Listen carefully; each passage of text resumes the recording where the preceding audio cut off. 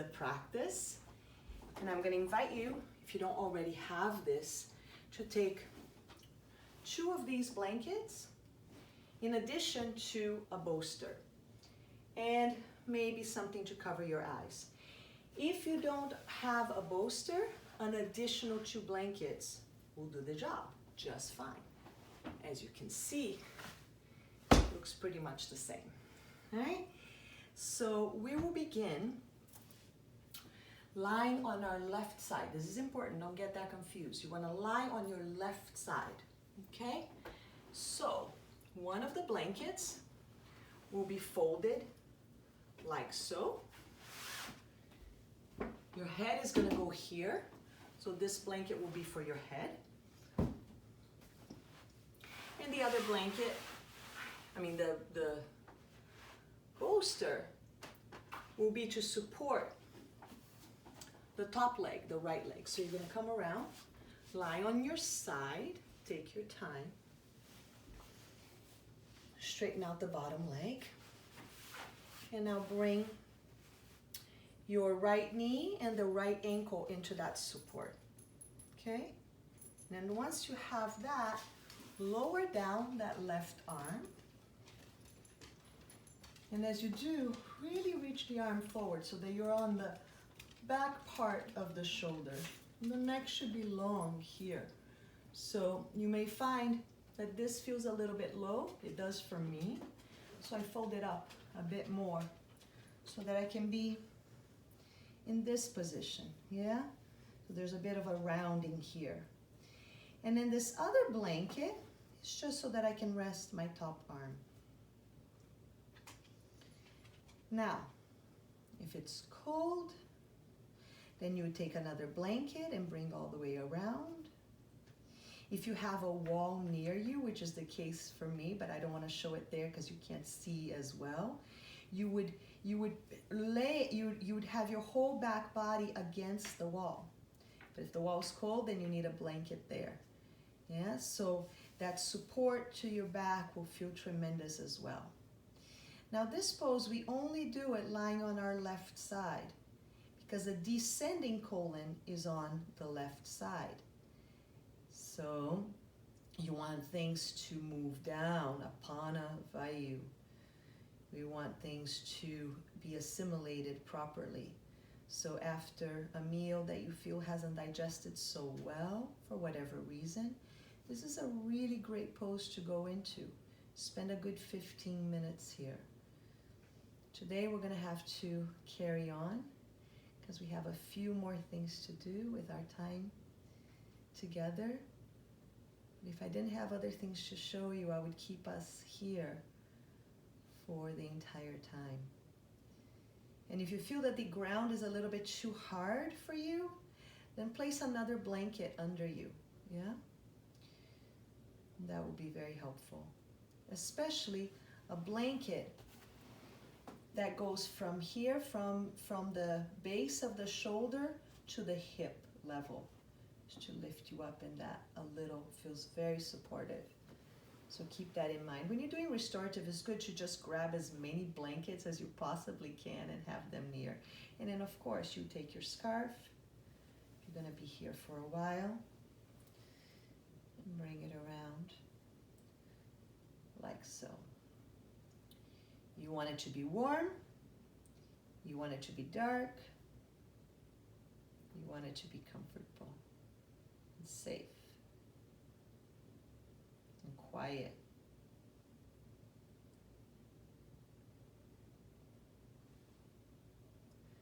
No music is best, but if you have some soft, beautiful music that you enjoy, then that will work just fine.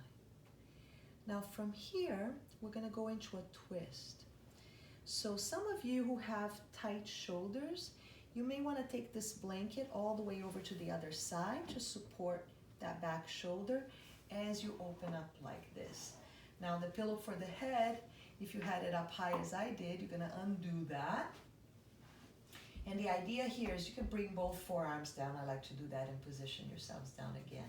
Is to have that top hip as far away from the shoulder as possible.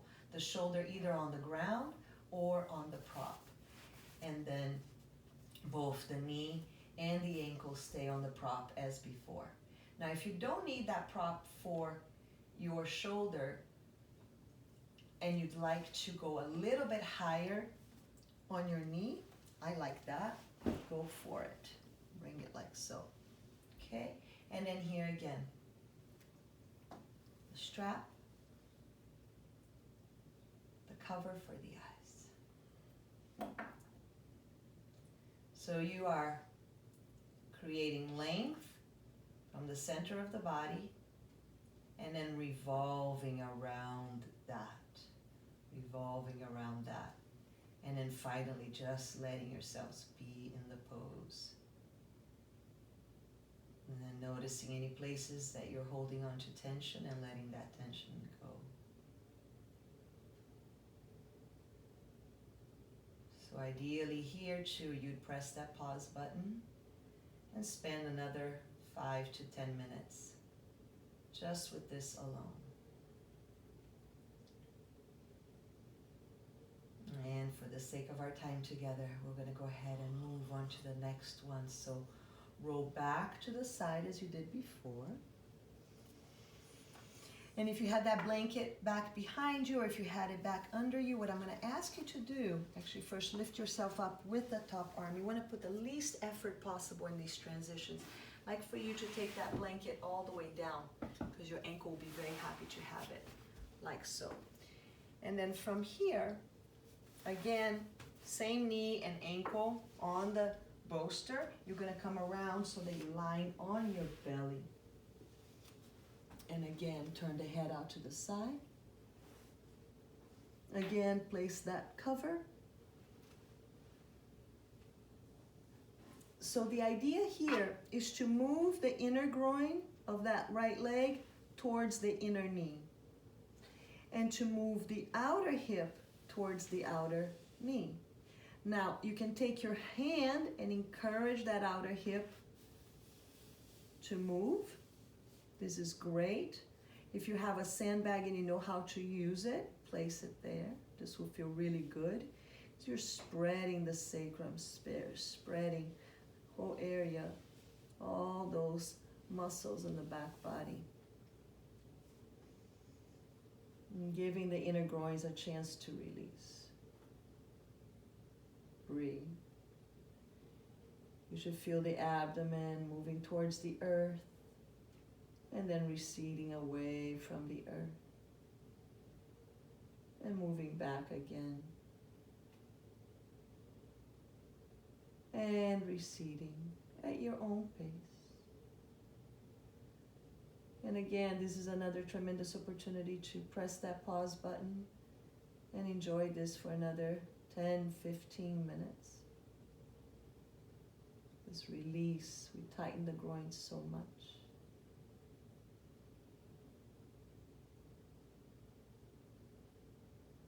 And now as we prepare to move on to the other side, you can just come up onto your forearms and bend the legs. Flip the bolster off to the other side or turn around as I will do so that you can see better. So this was already here, perfect. And then you will not do the side line because you're on your right side. The ascending colon is here, so you don't need to lie on the right side. But you do want to do the twist on the right side. So whether you had the blanket, this additional blanket here on top, or if you had it for your shoulder, go ahead and do that. Or maybe it's the other shoulder that needs a little extra cushion, so go ahead and do that. And then come on back down and cross that leg over. And then here again. Just letting go. So the practice of restorative yoga is truly about learning how to simply be. Now the first thing that we will encounter is a very resistant mind. A mind that likes to travel to various places pretty much all the time. And so you patiently and kindly invite the mind to come back to sensations in the body. That's it.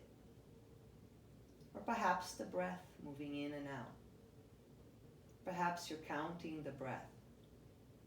But the shape that you're in, provided it's comfortable, of course. That's why it's so important to maneuver in a way that brings you to that comfortable state. It does not move. It stays still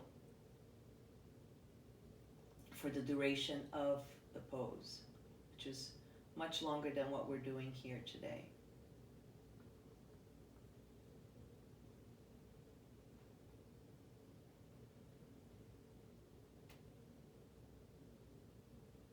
So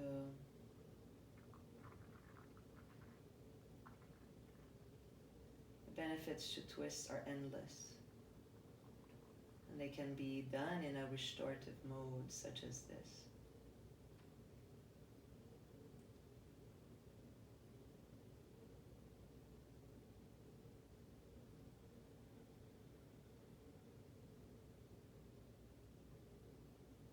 And then bring that top arm over, coming back to the side again. Take a moment there. And then pick up, using the arm to pick yourself up, roll all the way onto your belly.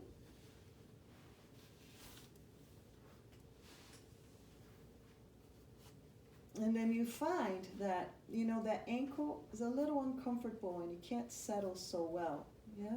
At least that's the case for me. So you take the time to come back up. I know. And move the blanket down.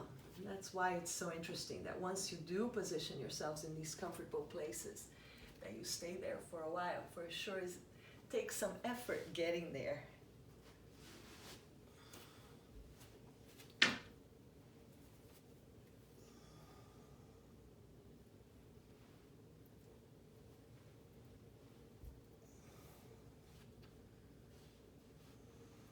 Again, the abdomen receding on the out-breath and expanding on the in-breath. Back and forth.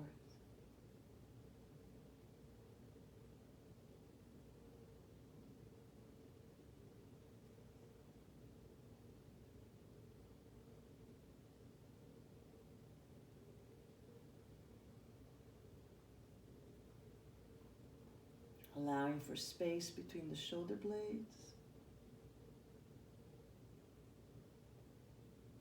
back of the neck. Wherever there is a restriction of sorts, go ahead and open that up. If it feels cold, you would want to place a blanket over you. If it feels uncomfortable in any way, you would want to look for more props to support that area. Maybe your right shoulder needs a prop. Maybe your left shoulder needs a prop. Maybe underneath you feels too bony to be on the mat, and then you'd add a prop to the ground over your mat.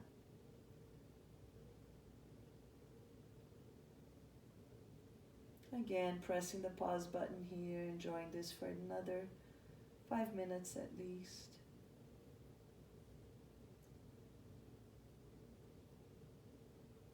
And then as you're ready, walk that left knee back.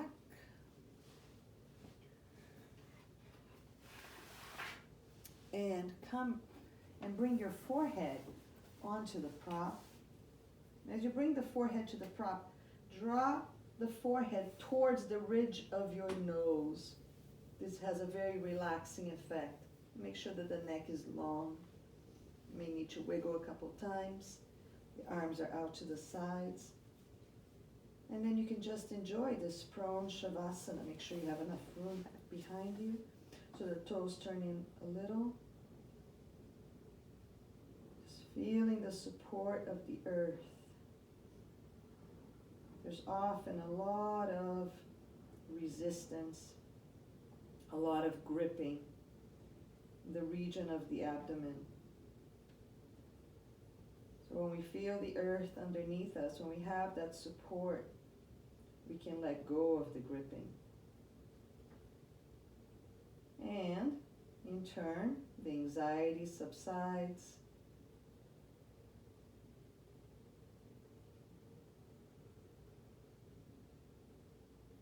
And we can return to presence.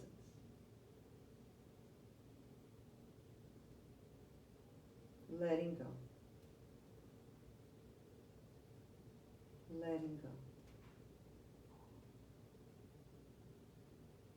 Letting go.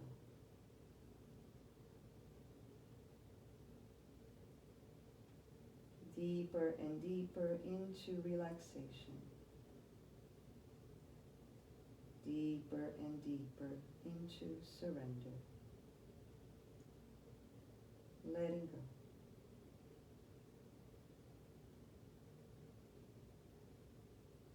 Once more, another pause, another 10 minutes, perhaps here.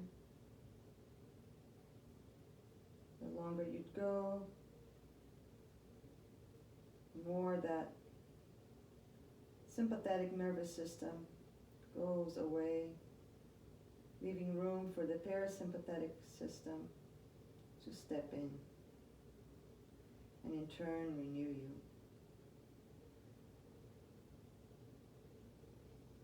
And then those of us who are ready, let's take our hands, let's come up into hands and knees. And let's use the bolster to sit on, or maybe the 2 blankets. Let's sit on tall, nice and long.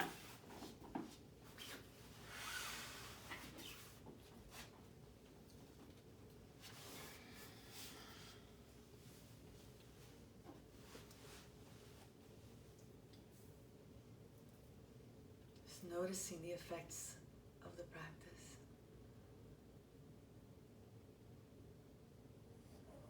Knowing that it's here for you to return to again and again and again.